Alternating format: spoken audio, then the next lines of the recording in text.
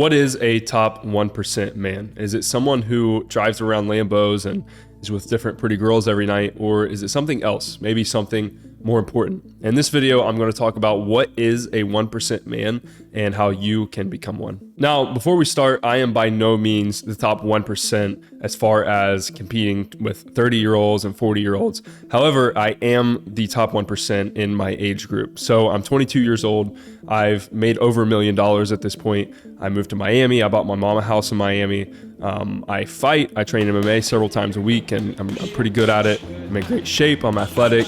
And I have businesses that help thousands of people every single year make more money and change their lives. So I would consider myself a top 1% man amongst my age group, 100%. And with that being said, I've also been around a lot of top 1% men, anywhere from age 20 all the way up to age 65. Like my mentor, who is definitely a top 1% man. So the question is, what makes a top 1% man? And I split that up into 3 pillars. Those being number 1, health, number 2, wealth, and number 3, I call it God / discipline / spirit. Maybe we just call that soul. First off, health. Guys, to be the top 1% in anything, you have got to conquer yourself first, okay? Your health is the most important thing you have. And to be 1%, that means you have to take control over your own health, your own body, your own physique, your athleticism, and everything that goes into you yourself. If you think of yourself as a video game character, you don't want to play the character who is weak and is slow and is unintelligent and is unhealthy.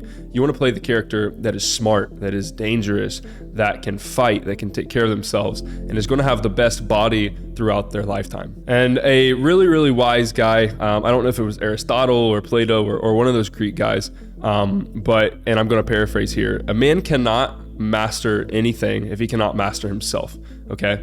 How are you as a man going to compete against other 1% men or the world or just life if you can't master yourself? You can't master your own physique. You can't master your own health, right? So you cannot become a top 1% man if you are out of shape, you're overweight, you don't do anything active, and most importantly, honestly, you can't fight. If you cannot fight and defend yourself and do basic things as a man, you cannot become the top 1%. The next thing in becoming a top 1% man is wealth. Without wealth, you are powerless. And without power, you can effectively do nothing in this world. And it's extremely important for you as a man to not only build wealth for reasons of abundance and financial security, but for the other side of wealth, which is power. Without power, you literally cannot do anything. And I don't mean power as in like running a country or something like that. That's a different level of power entirely. But the power to influence those around you, the power to build organizations and companies and communities and networks that can impact things that you believe in, right? It is your job as a man to build wealth for a few reasons. And those reasons are things like taking care of your family, providing for those people around you, building really, really great things that last, right? Building a legacy. And most importantly, becoming independent of the system being governmental control. You're kind of reliant on the actual top 1% as far as the elites and the people that actually run our world. If you are at their control, you aren't really 1%. Your sheep is the same way, but the other 99% are. And finally, we have the aspect of your soul and God and discipline and spirituality. And this is honestly, I believe, one of the most important parts, if not the most important part of becoming a top 1% man. And it's not something I see a lot of people talk about, right? When people talk about becoming a top 1% man, they talk about Lambos and girls and money and all of this stuff. And while that is cool and that is fun, you are literally nothing without a connection to God. And we're going to get a little bit controversial on this channel right now. I don't know if you are an atheist. I don't know what your beliefs are. I'm not necessarily any certain religion. Like, I like aspects of Islam, I like aspects of Christianity. But with that being said, I'm not telling you to go be religious. I'm telling you to have a connection with God.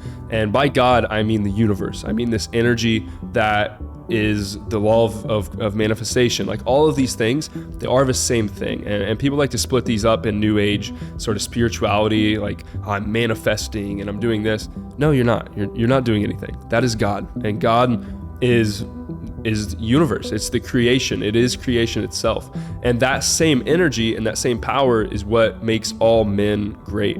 All great men. Think inventors like Tesla, think presidents, think generals, think conquerors of worlds, they all had very, very, very good connections with the divine and with God and with spirituality. And here's the deal. I have never met a successful atheist. The most successful person I know, one of my mentors I've talked about on this channel, he literally called me this morning and told me, hey, like, business is great, but did you wake up in the morning and have spirit? Because he's Cuban, so he speaks a little bit of broken English. But he himself even is like, hey, make sure you thank the Lord for waking up. You thank God. He's not a certain religion either. He just has a connection with God. Do successful atheists exist? I'm sure they do, right? I'm sure there's a lot of evil people that run our world, and they are quote unquote successful, or they have power, they have wealth.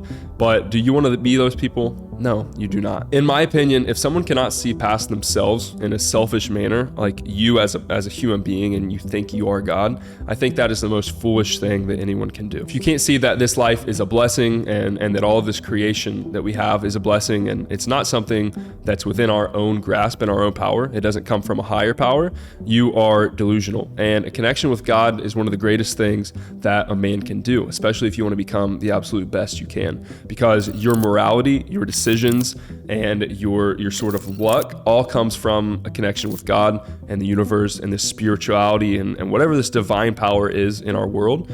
It's a real thing, and trust me, it's a real thing. I went from literally being dirt poor to all of this stuff that you see now simply because of my mind and my connection with the universe. So being a top 1% man is not about a flashy lifestyle. That's simply a byproduct of becoming elite and becoming the top 1%. If you reach that point and you want to go ride around in Lamborghinis or Ferraris with pretty girls in your passenger seat all day, amazing. Like, that's awesome. You have the freedom to do so because you are elite. You are the top 1%. But in my opinion, becoming a top 1% man is about becoming the best in all areas that you can. And that means some soft things that a lot of these alpha, like red pill people don't want to talk about, right? You have to have a big heart as a man. You have to be able to take care of people around you. You have to be able to take care of your family, right? I think the most G thing you can do is buy your mom a house. I was just able to do that, and it was amazing. That was the best thing I've ever accomplished, right? And like, I can post girls online, and I can post all these models and all this shit, right? But the coolest thing that I've done is take care of the woman who gave me life and took care of me, okay? So a great example for you guys, I love to use fictional characters and things because I think fiction gives us an easier way of understanding things. And I love Thomas Shelby from Peaky Blinders. It's one of my favorite characters of anything. I really, really relate to this character. If you haven't watched the show, I encourage you to go watch it. But if you have, right? Thomas Shelby is the epitome of a top 1% man. If you've seen the show, Tommy is the leader of his family. He is intelligent. He is very well dressed. He is very charismatic. He has great relationship skills with women and other people. He's dangerous, okay? And I know it's a fictional show, but and in our modern world, we can't live like that. But he's dangerous. Nobody fucks with Thomas Shelby, and if they do, there are repercussions. You do not fuck with the Peaky fucking Blinders. And I think we've become way, way, way too soft as men, as a society, as a culture. Everyone has Twitter fingers. And then when it comes to real world conflict, nobody is ready for that, okay?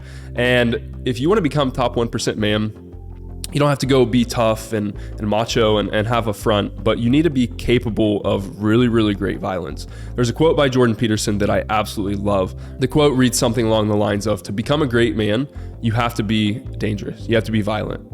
There is no such thing as a good man that is not capable of violence. A harmless man is not a good man.